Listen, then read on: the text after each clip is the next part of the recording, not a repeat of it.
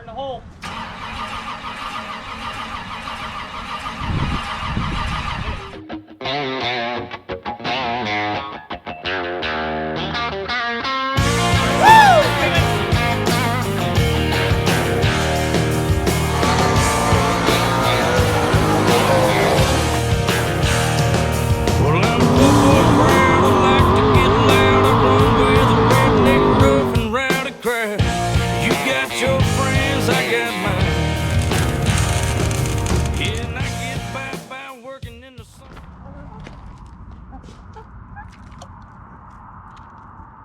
Got a pit chicken. No, her name's not Bush Light. Alright, ladies and gentlemen, we're back. We're supposed to be putting in a motor tonight because not this weekend, but next weekend we are going to be racing, or we're supposed to be racing, but that's not what's happening. As you can see, there's still no motor in here, and there's something new on the board. We got to do some surgery tonight. So, luckily, when Eric and I cleaned this engine compartment up, if you will, I don't know, maybe 2 or 3 weekends ago, and then he went ahead and put a fresh paint job. I was just kind of looking around last night, and no, it wasn't that bad, but I took a little hammer to it. I saw there was a crack around the weld, and it went like halfway around the motor mount. I just took a little bit of a hammer, and it just opened right up, so we got to fix that for sure before we put the motor in. It's a good thing we found that now, rather than after we got a whole fresh motor that's ripping some RPM. Go out there and rip the motor mount off of it. Yeah. So that's what we're going to be doing tonight, fixing up that, and I still got to do a couple more things on the intake manifold to make it fit up, so ain't going to happen tonight, but maybe in the next video when we get on back on this camera, we'll be shooting, putting the motor in. We'll see. I think they're both the same. Okay, so the dilemma now is we just put this new bronze distributor gear on here to make our solid roller camshaft gear happy down here, but the problem is this all-star gear does not fit in the block right there. I think it's just a defect in their part. It's just barely too big, so we're gonna file it down so it'll slide in one thing after another. And this is our shop chicken. If you guys can guess what its name is, I'll give you 20 bucks, but I'm 100% sure you won't be able to guess. It's a runaway. It showed up recently. It's got peck wounds all over it, but it's not Bush Light. It seems like it likes to shop. Alright, before I forget, Jim, I know you're watching. I appreciate what you did today. Jim came and found me. I think your last name is Arva. I'm not sure if I'm saying it right, but Jim Arva, thank you for this. Came and found me at work, gave me a stator gauge and tire pressure gauge and whatever tear-offs he used to run back in the day. Thank you, I appreciate it, Jim.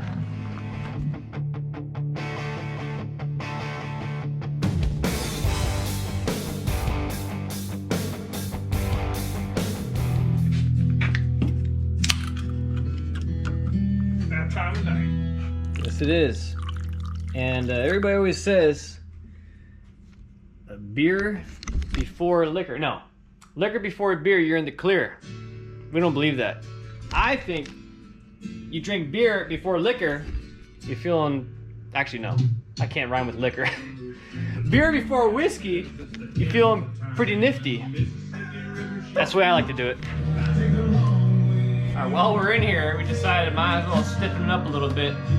I always kind of wanted to put a bar here to kind of support this right front spring, so we figure we're already welding up this motor mount, might as well give it a shot. We got bar laying around, so we just cut a piece and it went in. First time, thanks to Mr. HPC Eric. First cut, perfect. Always. Okay, the right front securing bar is in place and cooled down enough for HPC Eric to go ahead and put a fresh can of 7-year-old paint on it. I was gonna say fresh. Yeah, fresh enough to still look good. I mean, that's about 17 million times brighter than the rest of the frame. But gotta make it look good just for a little bit until the headers burn all the paint off. But yeah, we're gonna get this guy painted up and then our motor mount was welded back in. That's basically all we've done tonight. Hopefully next time we get on this camera we'll be putting a motor in.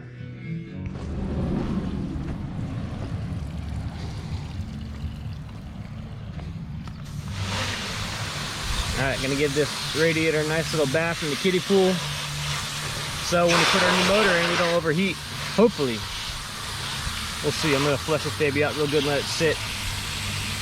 No, the chicken's name is not Dinner. I was thinking about it, but not that.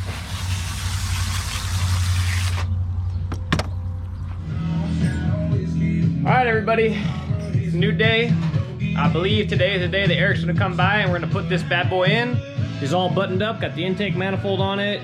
I got my my new carb spacer studs so I can get some actual nuts on top. They're a little bit too short before. And I just made a custom bracket down here for the power steering pump. I just made this out of some scrap metal going from the motor mount bolt right there over to the power steering bracket because, I don't know, this thing likes to flex a little bit, so they'll prevent it from, when I tighten this belt, from trying to pull out like it used to pull out and keeping the alignment all in. So that's done. The belts are tight, both sides. Basically all you gotta do is throw this in there and prime the oil system, get all the little miscellaneous stuff on like headers and spark plugs and whatnot, but I'm gonna wait for him to get off work and then we'll get the cherry picker out and get to going.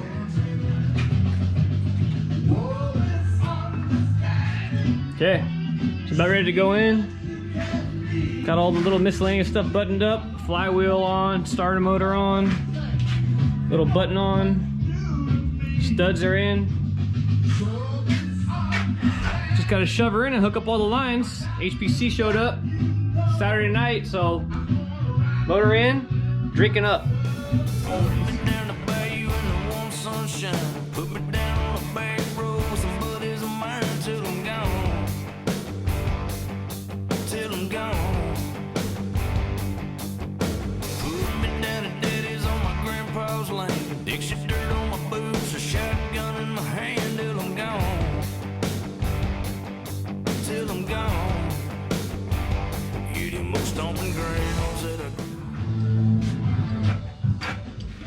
That took about a whole 3 minutes or so. About that. This motor is way too pretty to be sitting in this super truck. With it all missing paint and seasoned like so. Anyways, got all these bell housing bolts in. Still gotta put the front motor mount bolts in.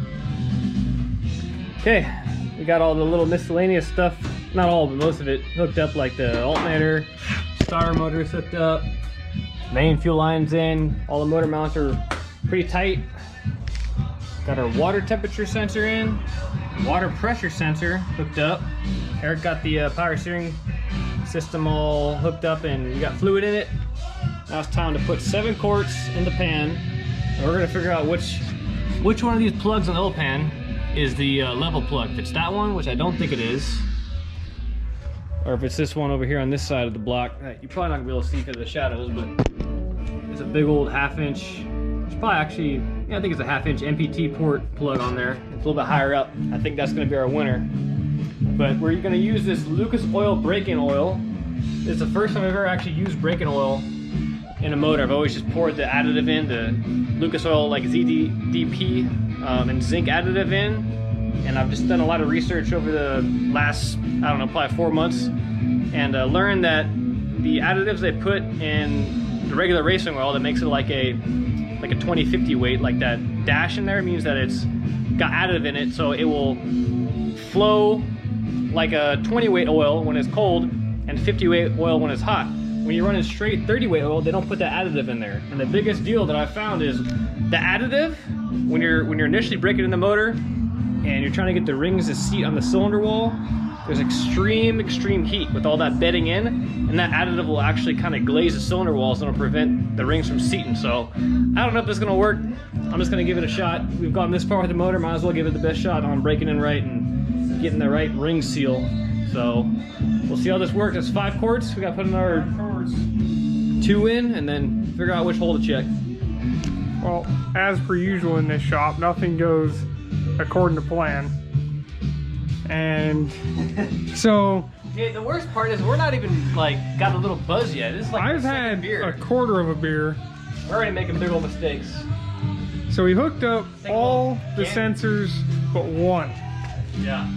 And then we honestly the most important sensor to have hooked up before we put oil in the motor, and that being, see the oil temp sensor. Now we got a nice pool of oil underneath the car, but approximately 4 quarts. Thankfully, we do have another jug. I tried to buy enough of this braking oil to do 2 motors. So maybe I can get, 7 quarts in this one and 7 quarts in the other one. Have 2 motors broken in. Now we're looking at 1, but at least I got enough here for this motor. Okay, next little bit of progress. Got both the headers on. As you can see all that goop in there, we use RTV high temp. This stuff works great. Never had a leak with this, and it's way cheaper than a gasket. This thing's like $6 for a tube, and this is probably like our, I don't know, 3rd or 4th set of headers we put on, and still good. Still got probably another 2-3-ish sets with this, so it's the bent but not broken way. We're after probably what, 2 hours of letting the oil drain. Yeah, probably something like that. Round 2, here we go. Back for more oil. 5 more quarts of Lucas in. I'm gonna come down here actually and make sure none of it is leaking out, even though I'm pretty sure we got everything tightened up this time. All good. So problem 16. Where? Oh, this one right here? Of putting this motor in. We found out that the check plug is about a 9/16 Allen, which we don't have. No. So, let me show you right quick what this is all about. I'm not too impressed with Kevco so far. This is a very expensive oil pan. This is probably the most expensive part on this motor that I've spent. This thing shipped to my house is like $630, and I got it on a Black Friday sale. I just checked today, and on their catalog website or whatever, the same oil pan is going for $740 plus shipping and taxes on top of that. So this is probably like an $800 oil pan now. It doesn't come with a magnetic drain plug, which is really weird. So I put one in there, and I don't know who's got a big enough Allen socket for that, but that thing is huge. So anyways, thinking outside the box here, Eric stuck a 9/16 bolt in there and double nutted it, and she fits just perfect. Like Ricky likes to say, it ain't rocket appliance. Okay, survey says this plug is not the check plug. is not the check plug. Nothing. Okay, so survey says that guy right there is 7 quarts, because it is basically flush with the top of that little port right there.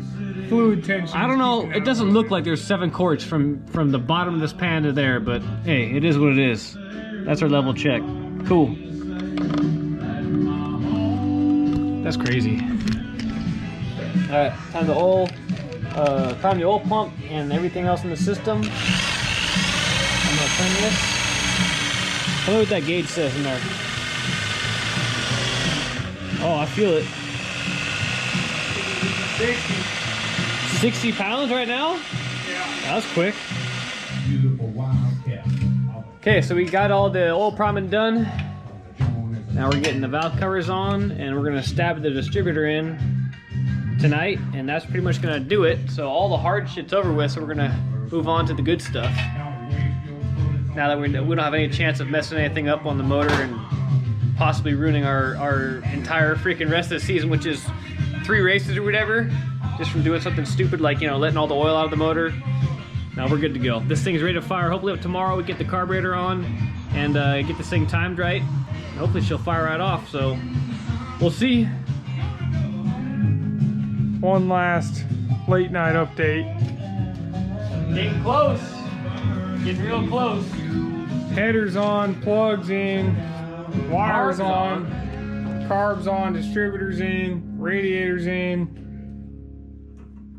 All we're waiting is for some RTV to dry. Yep. RTV on the exhaust manifolds, or headers as I like to call them, and got to get a little more stuff done here on the fuel line coming into the carb. We have to get water because I'm not using the well water out here. It's freaking got all kinds of minerals and hard water in it. So until tomorrow, just kind of button up all the little things here, like for example this fuel or oil pressure line that's basically rubbing on our throttle linkage here. So pretty much too drunk to do anything else as far as firing up tonight. So that's pretty much it.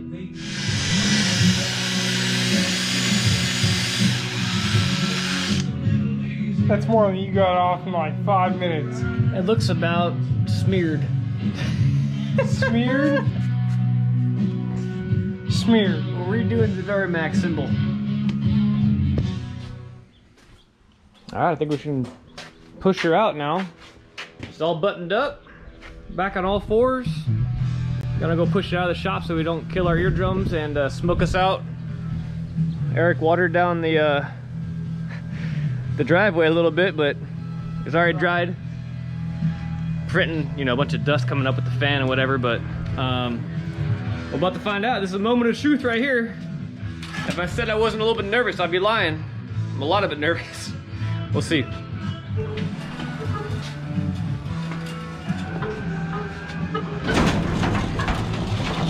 Hold on, stop.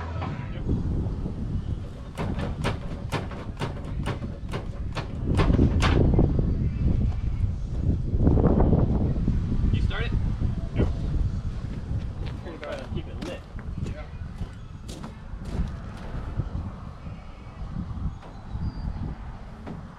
Fire in the hole.